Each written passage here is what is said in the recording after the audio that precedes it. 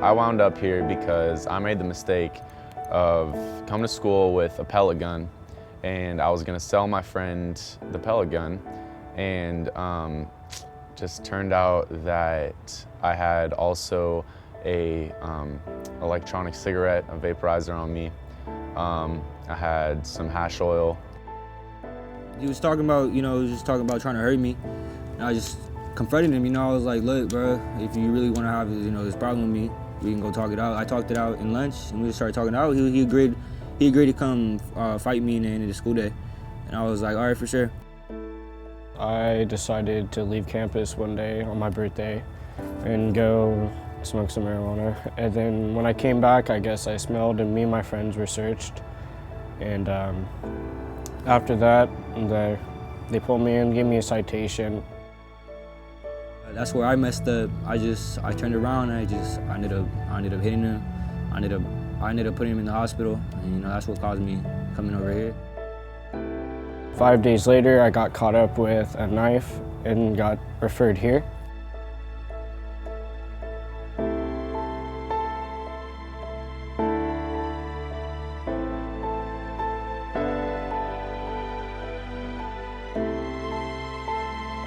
The first part of the restorative process is what we call the intake.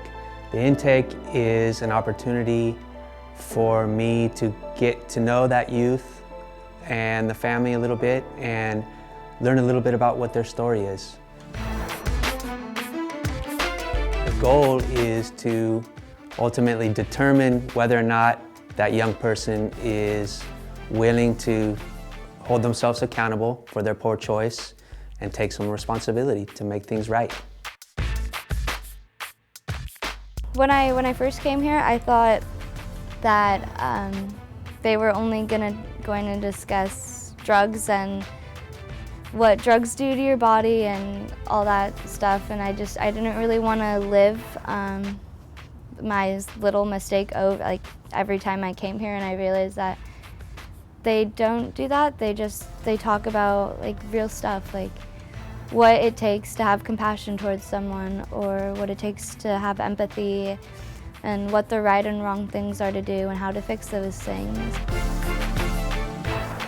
Another very important element of the accountability circles are these necklaces. These necklaces are meant to symbolize a rites of passage or an initiation, if you will. The white beads, the first ones you get, they mean wisdom, and that's basically what you come into the group with. And then the yellow beads you get after, like, right before you go into your conference, and that's for courage, to have, like, courage to go tell the truth in the conference. A lot of people, just because we're kids, they're like, look, listen to us, we're the adults, but Chad really gives advice to us. And I feel like we actually sometimes give advice to him back, about our lives and everything. We talk about, like, real stuff, like, he lets us, like, straight bring out everything, all our emotions towards him, and he's there to understand us. The accountability circles are not just for us to sit in circle and have really powerful, deep conversations. They're also meant to prepare these young folks for what we call a restorative conference. At the restorative conference, the youth sits down in a face-to-face meeting that lasts for about 2 hours. And they're meeting with all the people that they've impacted.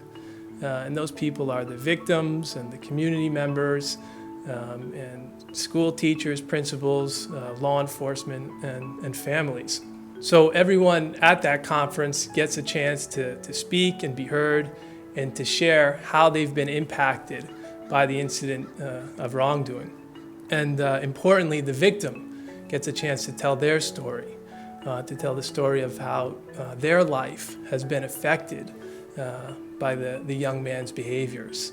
And this chance to tell their story can be quite important for the victim's healing. And it's in this face-to-face dialogue at this restorative conference that the youth gets to really understand the full and deeper impact of how his actions have affected others.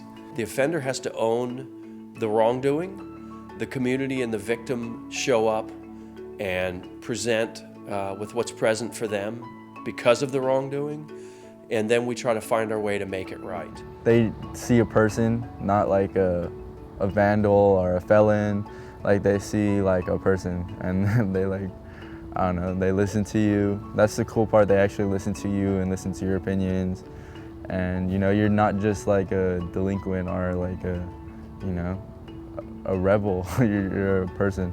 I learned how to control my anger in a positive way without hurting anybody. It's not just learning about our mistakes and like who it affects and everything. It's learning about like how to feel towards someone and how to understand it and like in their views, and you kind of get a different idea of a situation on like from a different angle. When we get to the face-to-face, and when the kid gets to hear how what he did impacted someone who's volunteering their time to be there, is very powerful. And I would say 99% of the time, the kids go inward and they're able to reflect back and go, wow, I didn't realize. I didn't know it would be like volunteers from the community that would be coming in and taking their time and just kind of like telling me how their life was and how like they've been through struggles and they've came through it and they've made mistakes too. That was really reassuring to have that person next to you. In this way, we promote that this healing is as a process that will comprise the society and put it together again. It's more of a, I would say, a weaving back together of what's been severed or wasn't even there to begin with. It's beginning to connect the hearts and the people that are involved, and that includes community.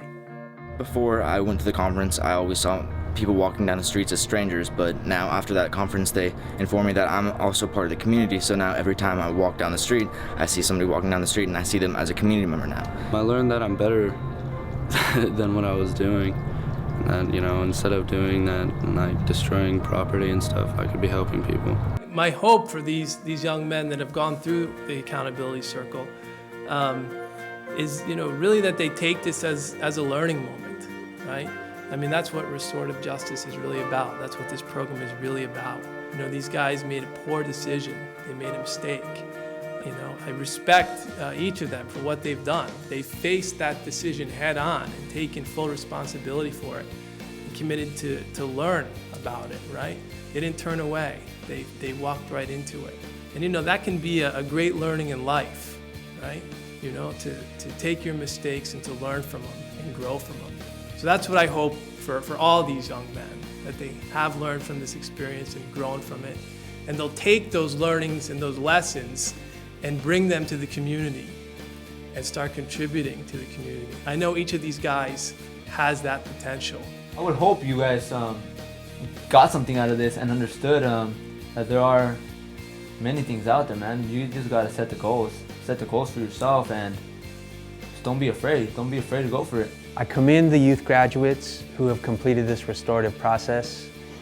It takes an extraordinary human being to hold themselves accountable and responsible. That's what we call integrity. So be proud of yourselves, and now go back out into your communities and be those role models of leadership that you are, and preserve that integrity. Not only are you learning like how to fix things, but you're also learning how to not do things from other people's perspective, so you don't have to go down that road. You can simply just pick up what they've learned from going down that road. More people need to be listened to and understood in order for them to move on in their lives and make changes as better people. And I hope, like, you know, instead of like throwing people in juvie and jail or stuff, they develop more programs like this to actually help people. I just learned what really took place that day.